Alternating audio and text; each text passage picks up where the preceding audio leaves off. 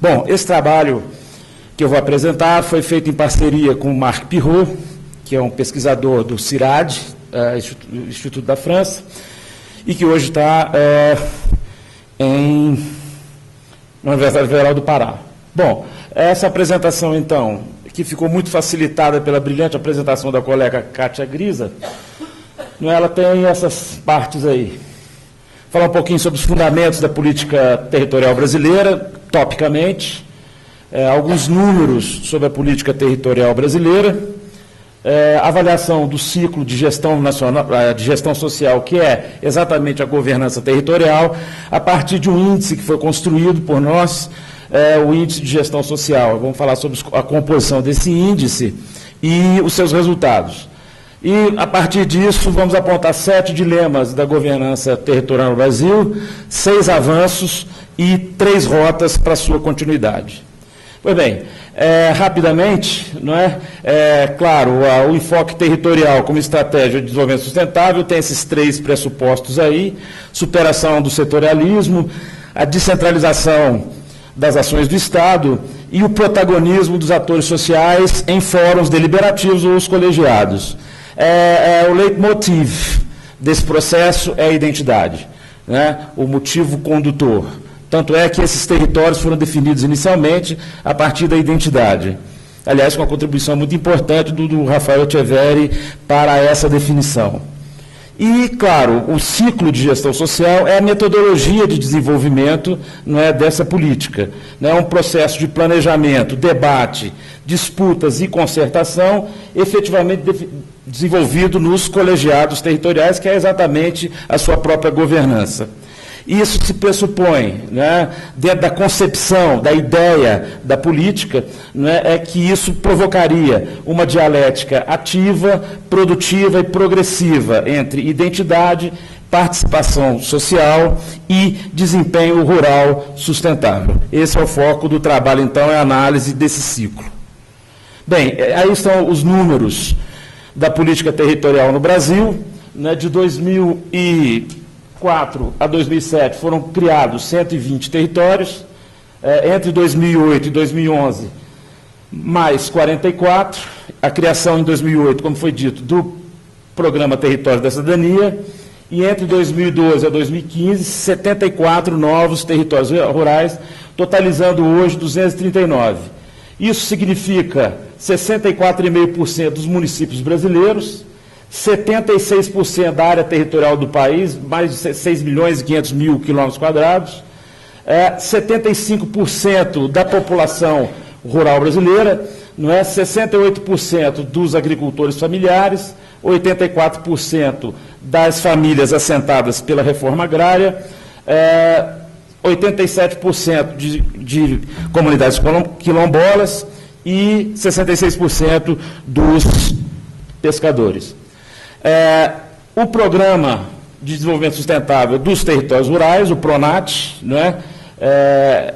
ele injetou, nesses anos aí de existência do programa, mais de 1 bilhão e 200 milhões de dólares em 12 anos, financiando 7.910 projetos, 5.764 dos quais estão concluídos. Aqui está a curva do investimento durante aí esses anos, já deflacionado em dólar. Ou seja, é um programa absolutamente ambicioso, tanto na sua dimensão quanto nos seus investimentos.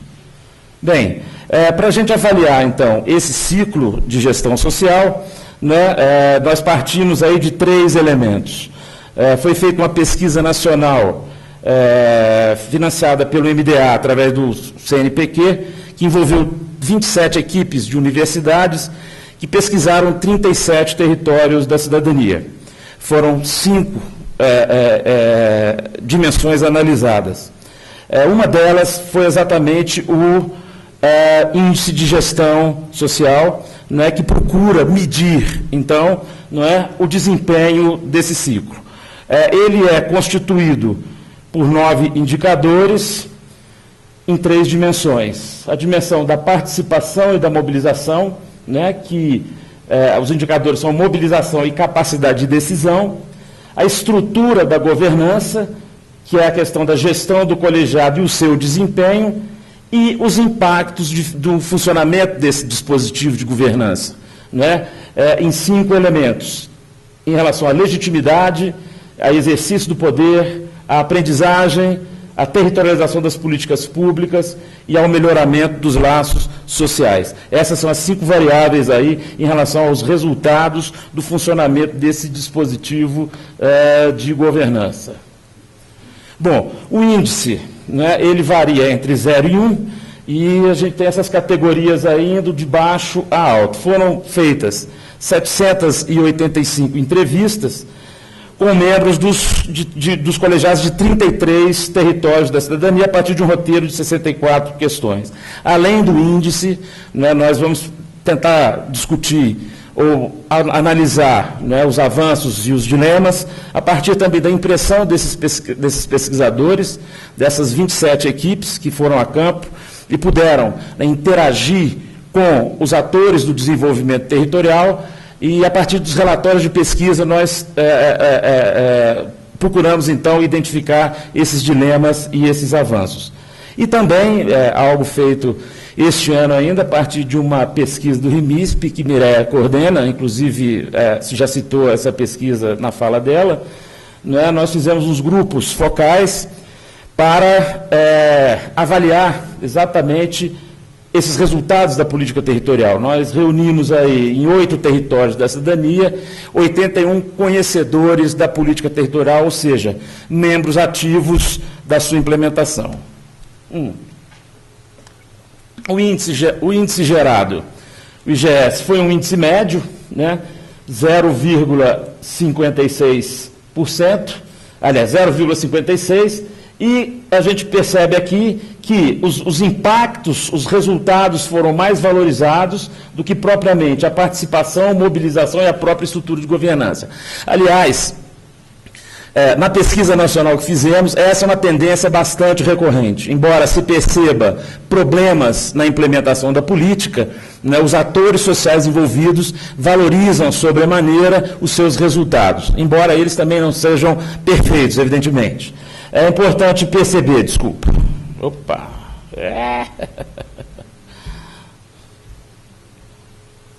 Desculpa.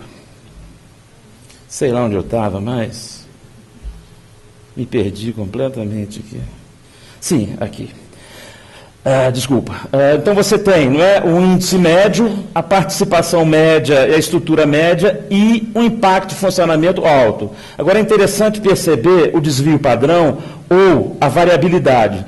Enquanto nós temos uma situação muito variável entre a questão da participação e da mobilização, né, variando entre territórios de 0,288 a 0,735, nós temos um consenso maior em relação aos resultados. Ou seja, existe um entendimento, né, mais disseminado entre todos os atores que os resultados foram bastante relevantes da política. Bom, claro, então as conclusões gerais a partir do IGS, claro, essa diversidade entre os níveis de gestão social dos territórios e com uma predominância muito grande de territórios, digamos assim, sem problemas muito graves, né? Aqui 12 territórios com IGS médio, acima de 0,60, 14 territórios entre 0,50 e 0,59, dá 78% dos territórios aí funcionando relativamente bem. E apenas 2 territórios numa situação crítica, né? Nós já fizemos uma análise, isso não tem a ver com variações regionais, porque todos sabem que no Brasil, né, um país de 8 milhões de quilômetros quadrados, né, você tem regiões bastante diferenciadas, inclusive regiões muito mais pobres, regiões muito mais desenvolvidas, mas o índice de gestão social não varia de acordo com essas variações regionais. E nós estamos estudando, procurando correlacionar estatisticamente, criar modelos para perceber, então, qual é a causa dessa variação. Então, por exemplo, isso tem a ver com capital social, né? Há territórios com capital social mais consolidado, mais desenvolvido. Isso tem a ver com capacidades institucionais, com índice de condições de vida, com o tamanho dos territórios. Nós temos uma variabilidade muito grande, temos territórios muito grandes no norte do Brasil e territórios bastante pequenos no nordeste do Brasil. Há territórios de várias dimensões territoriais, de tamanho. Então, será que isso tem alguma coisa a ver com a gestão? E tentamos também cruzar com outras tipologias, principalmente a tipologia desenvolvida por Jean Bitum e equipe, não é, financiado inclusive pelo IICA, que deve estar sendo publicado agora, em que ele definiu 26 tipos de territórios no Brasil. Depois reduziu para 6. Bom, claro, já falei sobre a mobilização e a questão da diversidade entre as dimensões. E, claro, a conclusão que nós chegamos é que os colegiados territoriais, né, o nível é médio, então eles ainda são um arranjo institucional relativamente frágil no Brasil. Em relação ao dispositivo de governança, não é, nós percebemos, né, poxa vida, poxa, que isso?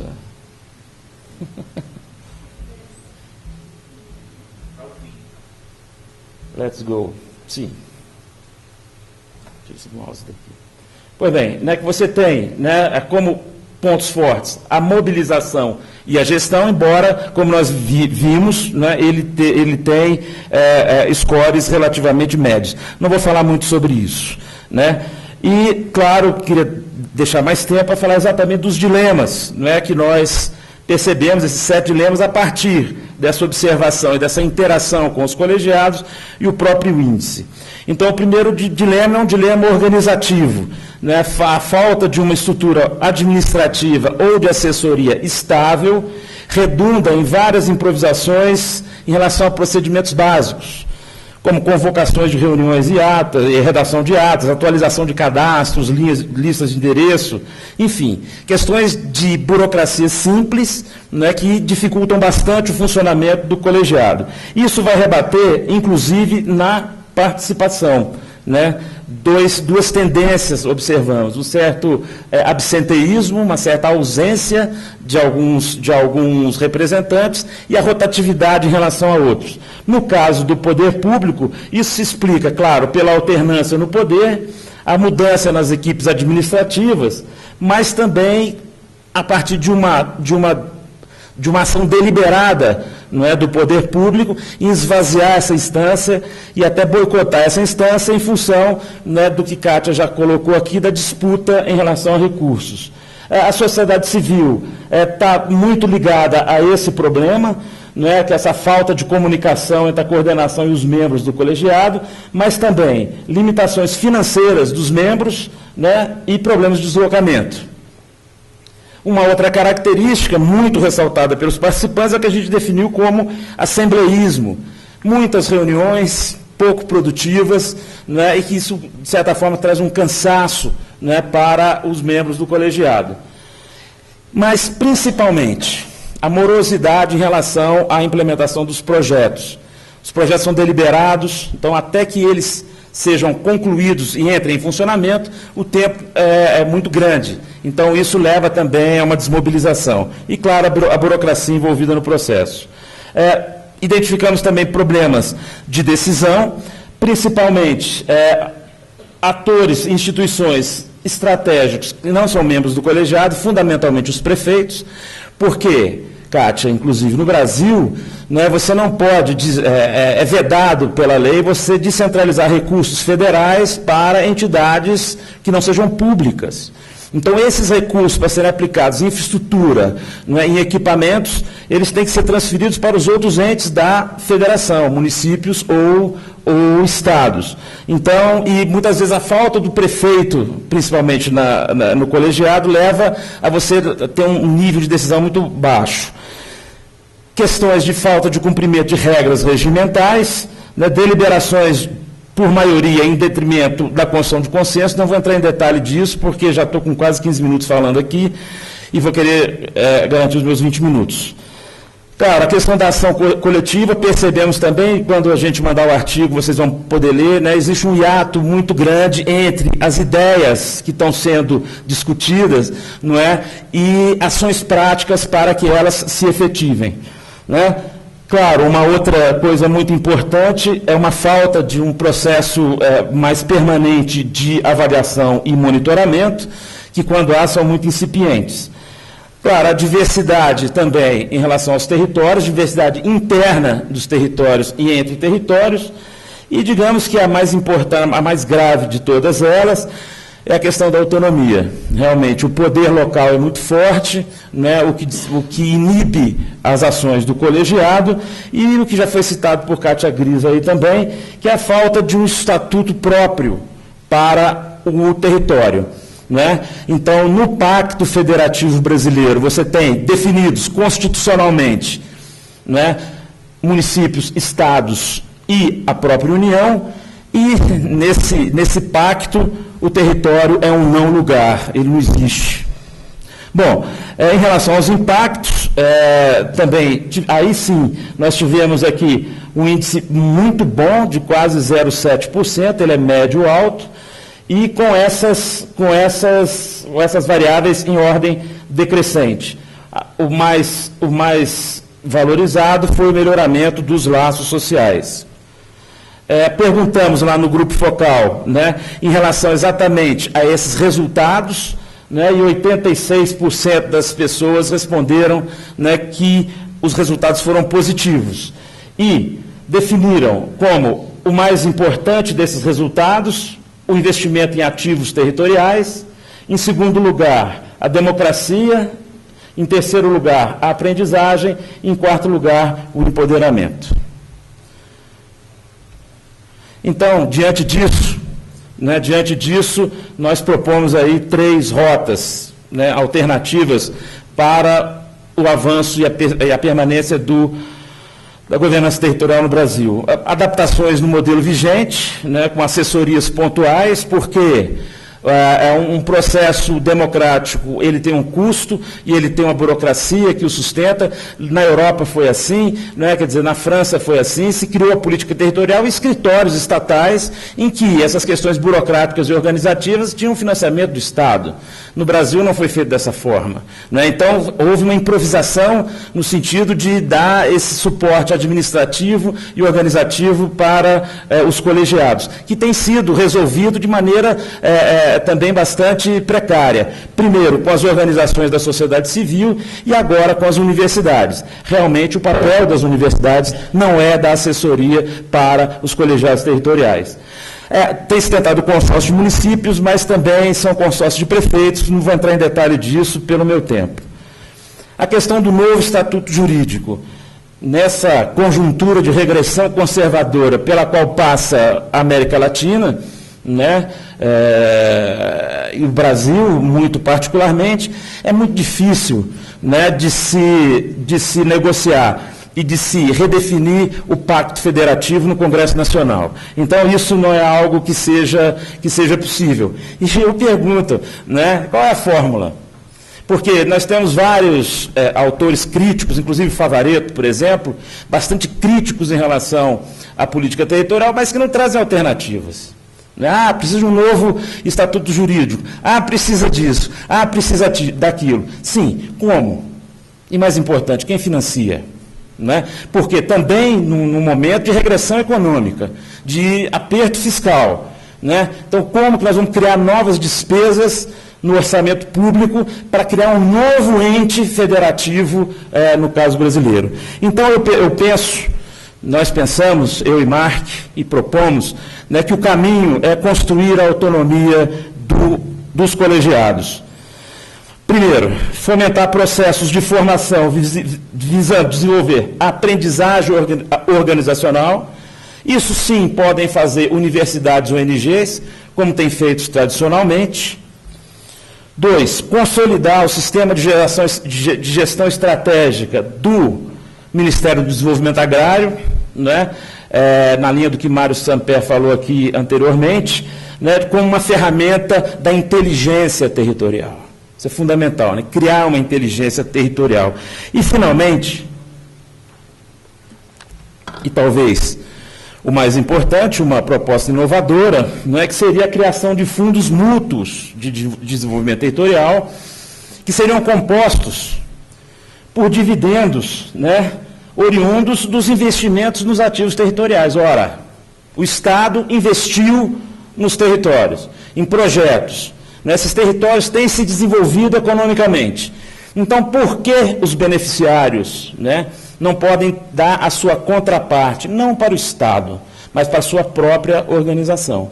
Quer dizer, claro que estamos formulando a ideia desse fundo, como que se constituiria esse fundo, seria possível obter outras transferências em relação a esse fundo, mas esse fundo, sim, poderia financiar três coisas, três estruturas que nós achamos que dariam, sim, então, sustentabilidade ao ciclo de gestão social. Não é um escritório administrativo, precisa de pagar alguém, para fazer as atas, para convocar as reuniões, para arquivar os documentos, porque os camponeses também, não é o papel deles fazer isso.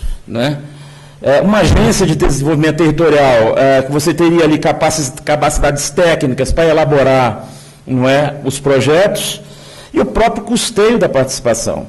Nós vimos que um dos maiores problemas das pessoas participarem das reuniões, das assembleias, etc., é a questão do deslocamento, a questão financeira. As pessoas não têm dinheiro, para pagar o deslocamento e nem a alimentação. Então, para finalmente você ter esse financiamento. Claro, isso tudo porque, e estou concluindo realmente, nós entendemos que um processo de desenvolvimento territorial, econômico, ele tem que ser, para ele ser sustentável, ele tem que ser visto como algo rentável. Não dá para o Estado continuar fazendo transferências a fundo perdido, sem que os beneficiários dessas transferências não tirem parte dos rendimentos disso para a sua própria organização. Já existe no semiárido brasileiro, a ASA já tem feito isso em relação às cisternas, que são fundos mútuos. Então já existe também uma expertise na construção coletiva de fundos mútuos para atingir determinados objetivos no desenvolvimento rural brasileiro. Desculpe aí pelo tempo e muitas graças.